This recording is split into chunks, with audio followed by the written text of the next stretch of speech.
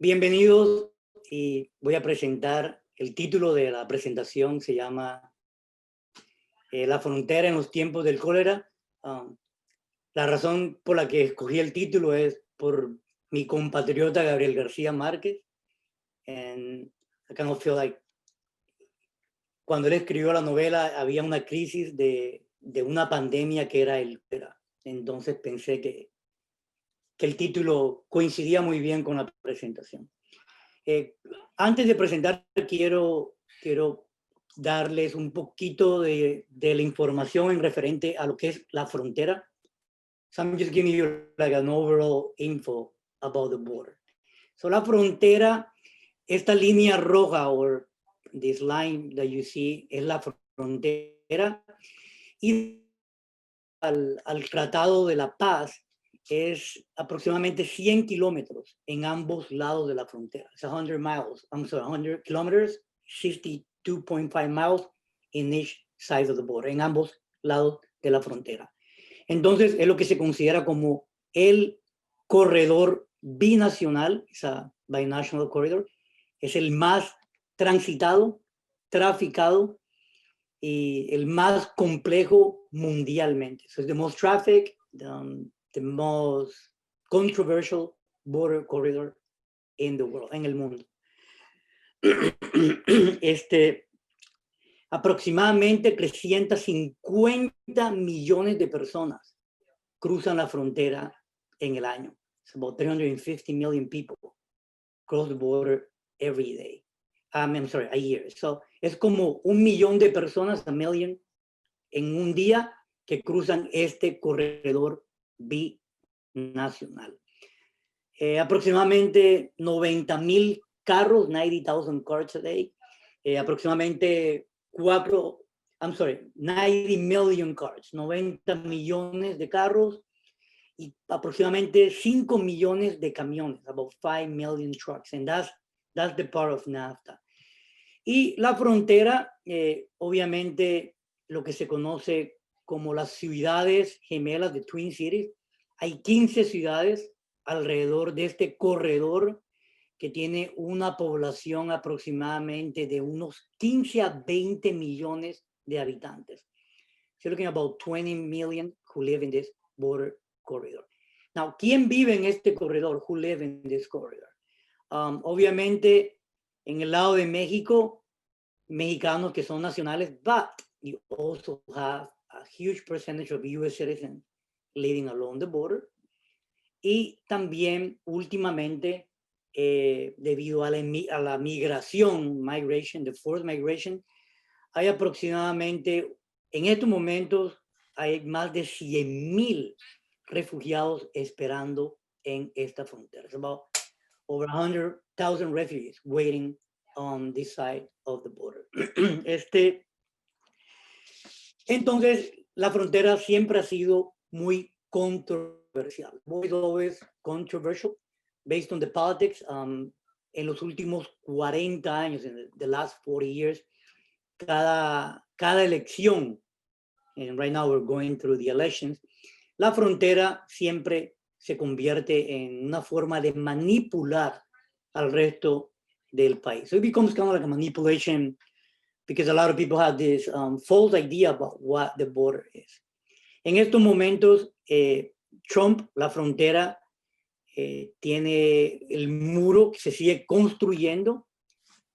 Esta foto es reciente de Tijuana. They just finished the new wall, which some of you tuvieron la oportunidad, you had the opportunity de verla. Es aproximadamente, hay partes donde tiene casi 10 metros, about 20, some places 25 feet long de altura. Y entre este espacio, si ven, hay dos fronteras, two big walls. Es lo que llaman ellos el corredor no man's land, la tierra de nadie. Y es el espacio que usa la patrulla fronteriza, the space that the Border Patrol uses to monitor. Si ven estas torres, que son cámaras digitales, muy, muy poderosas, very powerful, they go about a mile. Y en estos momentos, fuera de que on top of that, we have about 25,000 agents along the border.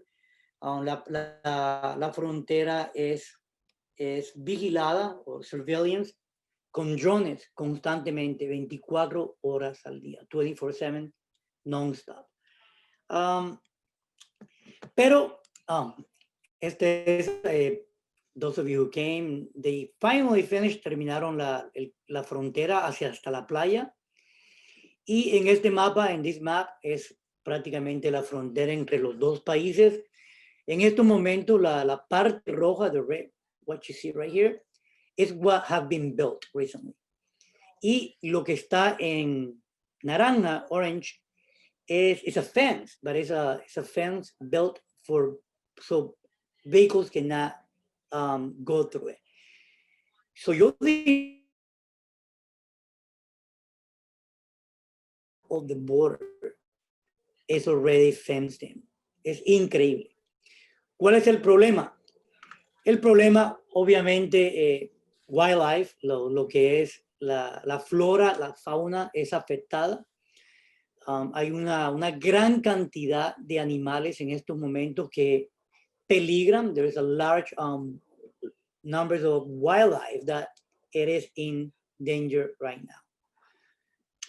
Este mapa es, en estos momentos hay una gran demanda, es a huge lawsuit by Sierra Club, porque el gobierno quiere poner la frontera, they wanted to establish a border barrier in this state park, en este parque natural.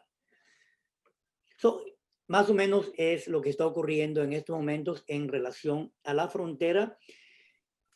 Recientemente, and I'm talking about last Monday, the Supreme Court decided to continue to fund the building of the wall. And con $2.5 billion, they continue to funnel $2.5 billion to build the wall. Bueno, ¿qué ha ocurrido con la pandemia? And so I got this from Homeland Security. En marzo 21, March 21st, Canadá, México y Estados Unidos se pusieron de acuerdo, they agreed to close down the border. En realidad la frontera no se ha cerrado, it has not been closed down, to be honest with you. Supuestamente los que cruzan, those who are crossing at this point, los que están cruzando en estos momentos, tienen que ser trabajadores esenciales, essential workers. So, en ambos lados, both sides. Estados Unidos, when you're crossing into the US, hay un fuerte control, pero cuando vas a cruzar a México, no hay un control. So there's not that much of a control when you cross into México. Esta foto es reciente, para mí es surreal, porque estas son las famosas garitas. Garitas are the entry points. And this is how the border looks right now. Bueno, not anymore. I think now there's more cards, pero en marzo, abril y mayo cruzaban muy pocos. If you think about having 150,000 people crossing daily, and this is nothing. So then you wonder about the economics, and that's something that I'm going to cover. Voy a cubrir un poco. ¿Qué pasa cuando tienes una ciudad que se considera como ciudades gemelas? So what happens when you have a city that is considered a twin city? So la economía obviamente se ve afectada. So the economy takes a big talking. La economía informal, do you see this guy selling right here? Well, those people are no longer selling as much, so they're in crisis as we are talking. La frontera in both sides of the border and these twin cities colaboran binacionalmente. It's not this idea that cada país es independiente. Este corredor binacional, this binational corridor functions a través de entidades o organizaciones, por ejemplo, de Binational Border Health Initiative, la iniciativa de salud binacional. So both han puesto grupos de prevención. Este es en la frontera. This is Bob and those of you who went to my trip. This is within this walking distances to Maria. So las personas que vienen, those who are coming from the US, tienen que pasar por estos módulos and they're checked. And if you, to see if you have COVID and if you don't. So es interesante, ¿no? Porque la regulación es muy, muy leve. It's not restricted. Okay. So en ciertos lugares como en Juárez, you can get arrested if you refuse. In Tijuana, it's really chaotic. I feel like people are doing whatever they want. Las personas hacen lo que ellos quieren. Y ese es un gran problema. La economía. So, los que fueron conmigo al the trip that we did, al viaje que hicimos, recuerden que esto es la parte que hace parte de USCM, es NAFTA, el viejo NAFTA. Los camiones no han parado, they have not stopped from crossing, continúa. Recuerden que NAFTA o USCAM, that's the new label for the Tratado de Libre Comercio, the Free Trade Agreement between the two nations, genera 660 millones de dólares diarios. So es una economía que no puede parar. It has not stopped and it cannot really stop. So you have miles y miles de camiones, these thousands of trucks going across. And now think about COVID, because there is no regulation for a lot of them right now. En la frontera, las personas are getting desperate, están desesperadas porque quieren trabajar. Interesante, y al mismo tiempo ustedes pudieron pasar por el corredor, bueno, la zona roja, ¿no? De Red District Light. Muchos de los bares, cantinas, they were forced to shut down, pero eventualmente han vuelto a abrir supuestamente con regulaciones, supposedly regulations, because the bars and the brothel industry, the prostitution, which is huge, they open up again. So, and es interesante lo que está ocurriendo en estos momentos. So, esta foto es muy reciente, bars and nightclubs in Tijuana demand permission to reopen, pero es interesante, ¿no? Porque han continuado el negocio. They have kept open. Es lo que siempre ha existido en la frontera, ¿no? Dicen que las leyes están hechas, the laws are written, but people do whatever they want to, because muchos de estos negocios están conectados al narcotráfico. A lot of these businesses are connected to the narco traffic, and el narcotráfico está conectado con la política. Hace una semana, a week ago, I was saying the narco traffic is connected to the politics of Mexico. It's a narco state, sadly it is. El alcalde de Tijuana, the mayor of Tijuana, got removed last week because supuestamente está conectado con el asesinato. He is connected to the killing of this guy. And la conexión es que el alcalde, the mayor of Tijuana, was not only laundering money, but sending cocaine to the US. So, sí, el alcalde de Tijuana, this is the guy who runs the city of Tijuana, which the police is connected. So obviously you're gonna have all this sketchy business open with, you know, la mara mágica, which I call it the magic wand of the politicians in Tijuana. De acuerdo a la detención, porque ustedes, los centros de detenciones, when you went to Tijuana, you need to understand that right now, a year ago, it's not even a year ago, en enero del 2019, se creó la famosa política de hacer esperar a los emigrantes en Tijuana, to make the migrants or asylum seekers to wait in Mexico. I don't know if you remember that. That is called the Migrant Protection Protocol. I don't know how, es el Migrant, which is migrante, protección, y el protocolo fue creado por la administración del presidente Trump para hacer esperar a los emigrantes en el lado de México. Now, los que cruzan la frontera en estos momentos, and this is those who are detained right now en el centro de detención, muchos de ellos con COVID han sido dejados en libertad, have been let go. And es interesante porque hay en estos centros de detención que las reglas en cuanto a ayudar a estas personas que están detenidas, I mean, the rules to help these people who are suffering of COVID are really sketchy. So the ACLU are suing so many of these detention centers. ¿Qué está ocurriendo en estos momentos? Increíble. Esto es en California, Newsom COVID Death Camp. Detenciones en California son unos campos de muerte.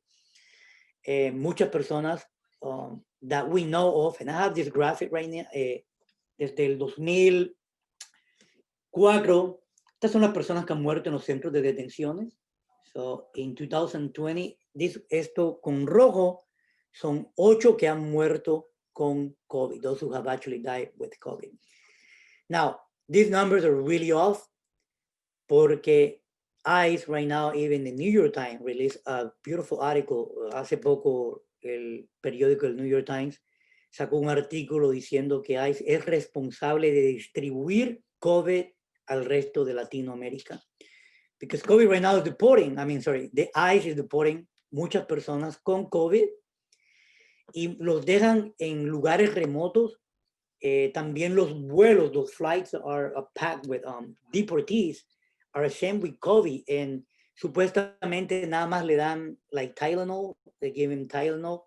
So when these people arrive, let's say in Guatemala, Nicaragua, El Salvador, they're also helping out to spread COVID all over in Centroamérica. Es increíble en estos momentos. Han deportado aproximadamente 60,000, about 60,000 people have been deported.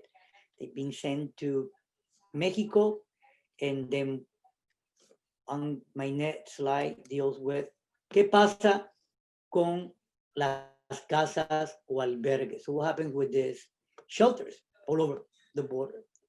Por ejemplo, ustedes tuvieron la oportunidad, you had the opportunity to stay here en la casa del emigrante. Esta casa en estos momentos no permite recibir a ninguna persona que sea deportada. They're not letting anyone in anymore. Why? Because of COVID. So you have a lot of people viviendo en estos momentos en las calles, living in the streets. Maybe you wonder how many people have died in Tijuana. We don't know, no sabemos cuánto muertos en Tijuana. Supuestamente, de acuerdo a las noticias, más de 1,800, about 1,800. But those numbers are hidden. Son números que son manipulados. Ese es un gran problema que está ocurriendo. Este slide habla de Border Patrol leave migrants in remote towns at the rises. Es increíble porque como no hay un control, because we don't have a control that we used to have, the Border Patrol, la patrulla fronteriza, se da el lujo, es kind of like una expresión en español, it's an expression in Spanish, they give themselves the liberty of dropping these people wherever they want to. So es un gran problema que está ocurriendo en estos momentos. Supuestamente, leí ayer, I was reading yesterday, they're thinking about reopening the border, están pensando reabrir la frontera el 21 de noviembre. November 21st, they're thinking about reopening the border once again.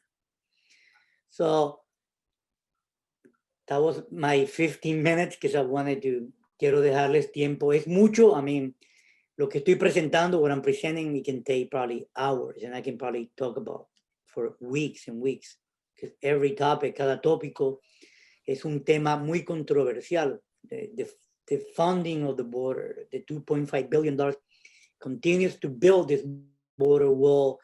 The simple fact that the chaotic conditions along the border, there's not really a tight control in terms of people who are being deported with COVID.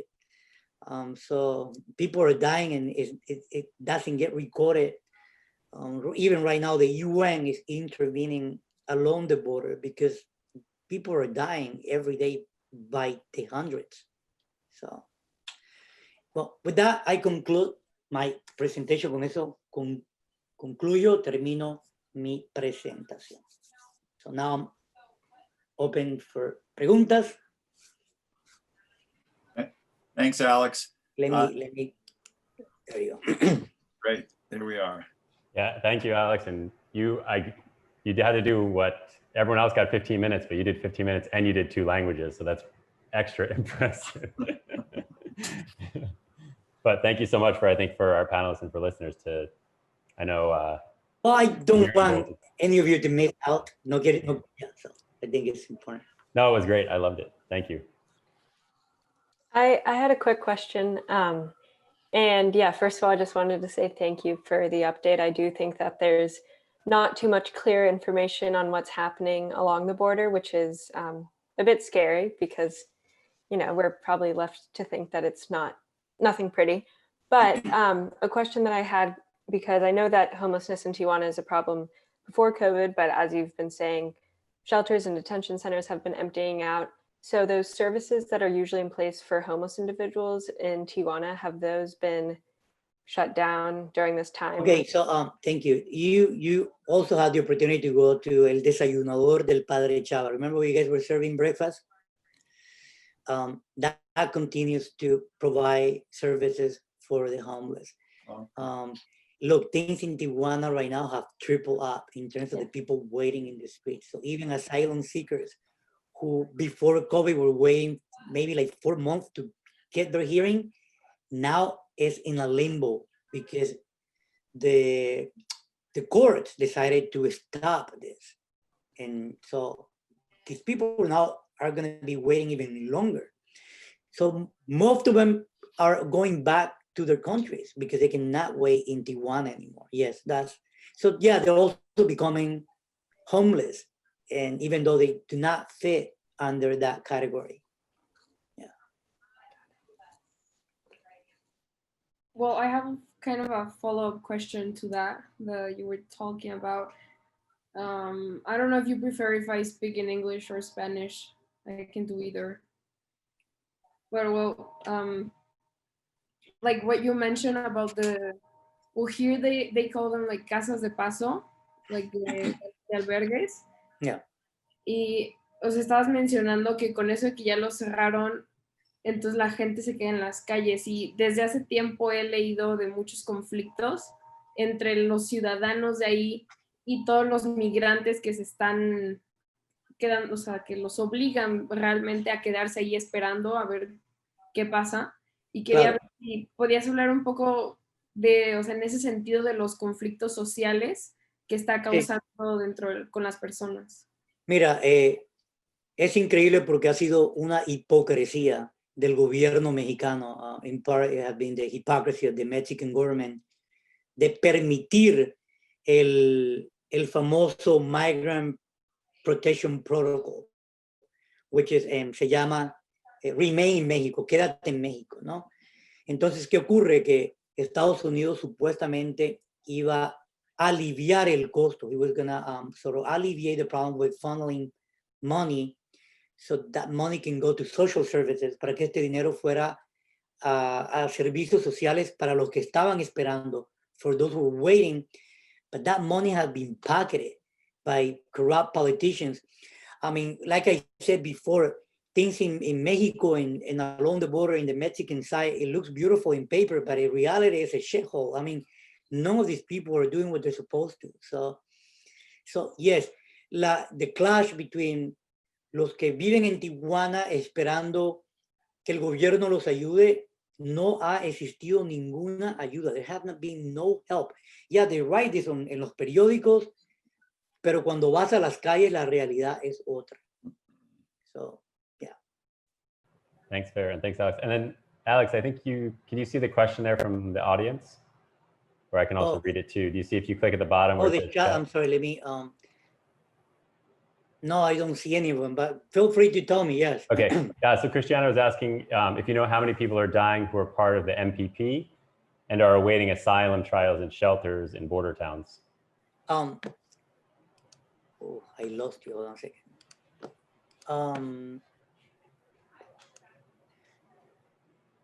I lost, okay.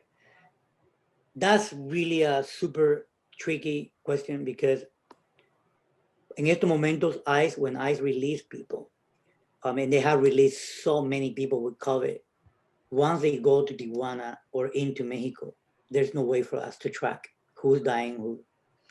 Even Tijuana has been hiding the real numbers of the dead. Even the San Diego Union Tribune published it. Even the LA Times were saying how the government of Mexico is trying to cover up the amount of death that are happening along the border. Tengo amigos, I have friends who are right now in Tijuana, and they told me that the numbers are crazy. So yeah, we really don't have a number because they're not releasing a real number. They're not even doing a tracking. So it's really impossible for me to tell you that. Yeah. Alex, what's the motivation for that? What is the motivation? Well, part of it is they're mediocre in a way that they also don't have the infrastructure to check everyone. And I'm going to say this, and probably Maria Fernanda se va a reír, she's going to laugh. Les vale madre, they do not give a crap. You know, that is the reality. And so even when you're crossing into the US is not really having a tight security system because we have this really horrible idea thinking that those who live on the other side of the border, they're Mexicanos. No, we have a large percentage of those people who are US citizens and they have to commute every day into the US. When they come across, like Maria is going right now to Tijuana, and I'm really mad because I don't want her to do that. And when she comes into the US, they're not even checking her. Say, Maria, are they taking your temperature? Say, no, mijo, they're not even checking. So if we, a superpower, supposedly we're like the most amazing nation in the world, we don't control that in our own border. Now think about in Tijuana. So, yeah. Is there much of a presence of the World Health Organization there? Yeah, there's some members of the UN. But what can they do about it with so much corruption? You know, in both sides of the border. Corruption. Yeah. That's what it is. You know, it boils down to that. But you also have a large number of people that's really overwhelming. You're not talking about hundreds. You're talking about hundreds of thousands. You know. So right now, from Rio Grande, I know from Brownsville, because I've been reading the news, keeping up with this, you have all these camps, people camping on the Mexican side on tents because the shelters are so crowded. And the shelters in Tijuana and along the border are not letting anyone in. They're afraid. I mean, people are dying. This is real. So as you've seen it all over the world. I know the numbers from Mexico, which I looked it up yesterday. They have lost about 87,000 people. And according to what I think, maybe you have to triple that up, you know? Yeah. In Baja California, the amount of people who have died is 3,600. And that's like a low number. In San Diego, the number of people who have died is close to 900 people. So 3,000 in Tijuana, 900 in San Diego. But then those numbers, the numbers in the US, yes, you can say that San Diego have kept those numbers real, but in Tijuana, we have no idea, you know? We know that the number is about 1,800, but in Baja California, it's about 3,600. Baja is the state, and the two biggest cities is Ensenada and Tijuana. So, but most of the populations are concentradas in Tijuana.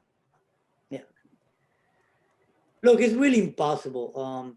From the beginning of time, Tijuana has been a place of being run by corruption, and that is the bottom line.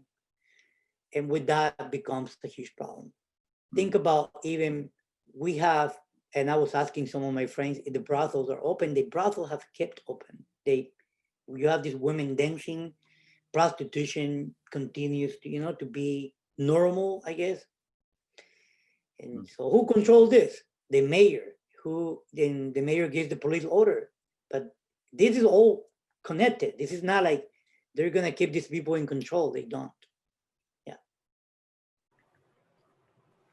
And it's like it's happening all around Mexico. Like even here in Guadalajara, they said like, okay, we're closing down everything. Nobody goes out. Like a week ago, and then the day afterwards, they're like, oh no, we're not there yet. We still have like 20 more cases to actually have to do that. And I mean, it's quite obvious that everything like it all goes back to corruption everywhere.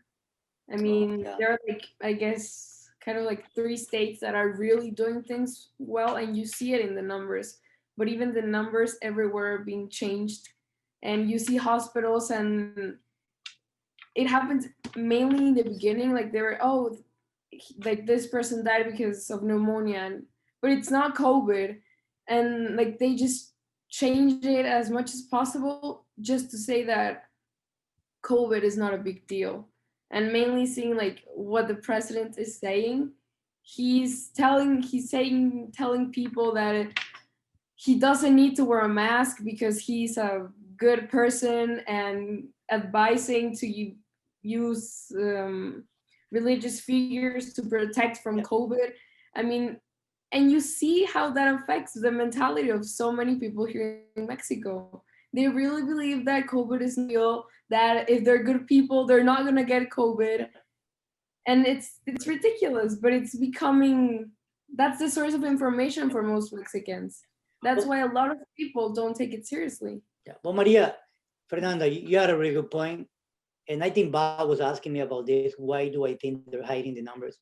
Along the border, el sector informal, the informal sector, people who work in the bars, the waitress, the cooks, they rely on tourism. And this is, you need to understand that bars, the cantinas, the bares, it's a $1 million industry because it's tied to prostitution. Now, if I keep my numbers low in Tijuana, and I tell the people it's safe to come to Tijuana, yes, you're gonna have the idiots who are gonna come to Tijuana, I'm gonna cross the border, they're gonna go eat tacos and then go to see las chicas, gonna see the ladies. So yeah, it is. I think that's one of the reasons, Bob. It's not. It's such a rich industry that. Yeah. Yeah. Always comes to that, right? Yeah, it boils down to that, to money. Ella, do you have a question? Yeah. Alex, do you know if like families are still able to meet like through the border, like get No. friendship? No, not at all. No, since March, the park has been shut down, has been closed down. Yes, there's no access to it. Yeah, on the other side, yeah, people go, but what's the point if you don't have? Yeah, that's. Has Maria been able to help people in the same? Yeah, I'm mad at Maria, but yeah, she keeps going to Tijuana. Like, where does she send? She's doing food drive, and she's like 75 years old, and she has asthma. And I had a fight with her. I said, Maria, you know what? If you were my mother, I would have locked you up in my house. But yeah, she's stubborn, and she said, well, mijo, if I'm gonna die, I'm gonna die. And so, right now we have someone who's opening. He's a local from Tijuana, and we have been able to deliver food, clothing. But Maria goes there. She's going there every day. So. No surprises for people who know No. Maria, right? Yeah. No, not at all. Yeah. And then Alex, there was another question from Christiana saying there's been a lot of publicity recently about children both in the MPP and in ICE custody. And she's asking, do you know if there are resources for education or healthcare caring for the children that are with or without their families? We're in the US or in Mexico? I'm not sure. Let's see. Well, I can answer. I would guess she means US.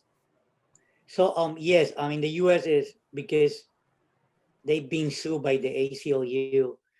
They're trying to better the condition for the little ones. So yeah, right now they're even trying to find families who can take these kids so they're no longer in the detention centers. So in that sense, I think the ACLU have done a tremendous job in pressuring these detention centers to release these kids.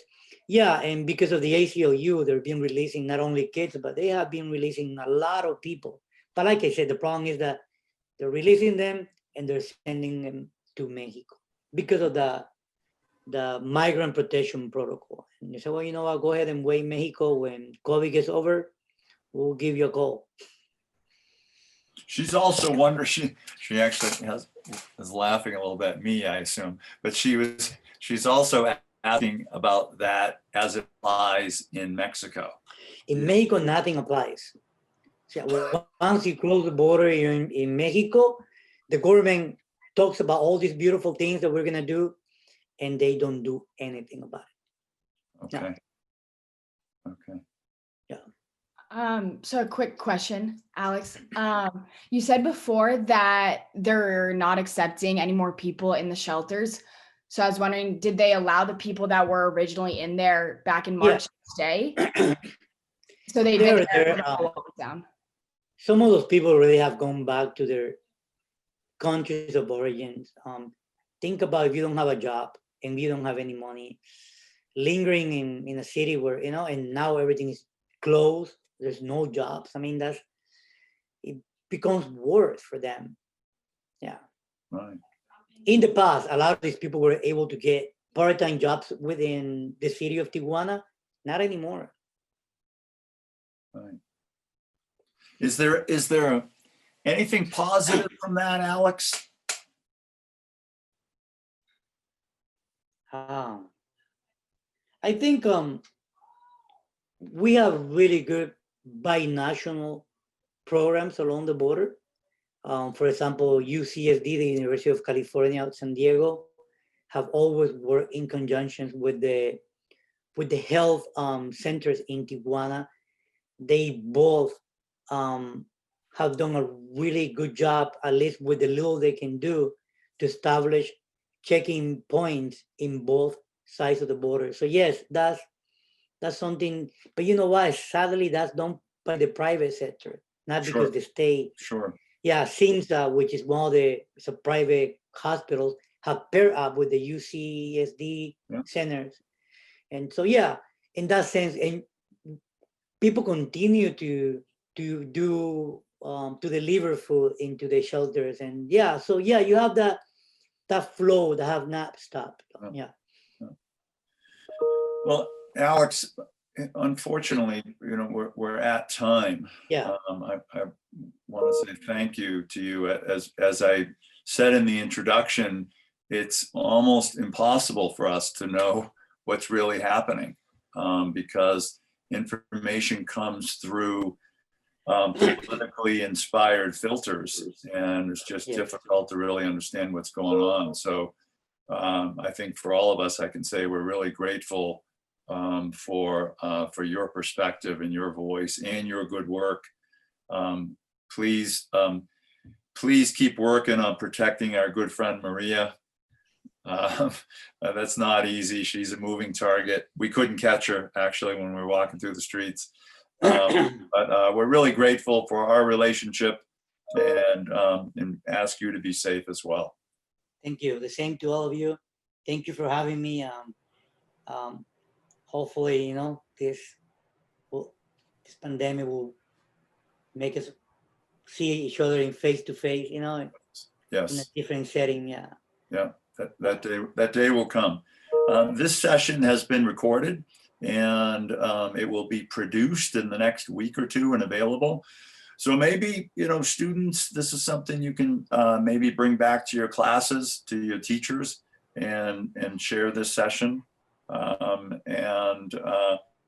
that way we take this small little piece of public discourse and we bring it to a greater audience. Thank Yes, you. and on that note, Alex, I put your presentation on this link here, as well as I was trying to keep up with the articles you were mentioning, but I just put a link in the chat there with some of the articles you were mentioning from the LA Times and New York Times, as well as your presentation, and also have your contact information. So if anyone on the panel or the attendees want to reach out to Alex and ask any questions, let us know. And I want to say thank you again so much, Alex. I know that when we started this call, you were saying how your life has become being on Zoom, especially as a professor. So thanks for taking the time out of your busy schedule to give this important message. And to our panelists too, I know you're balancing school and work and all of that, but it meant a lot to have, this is our first call where all of our panelists are students. So it was great to see you all on the screen. It was really fun. Super. Bye, everybody. Thank you. Thanks, Thanks, Alex. We'll be in touch. Bye-bye. Yeah, talk soon. Thank you. Thank you.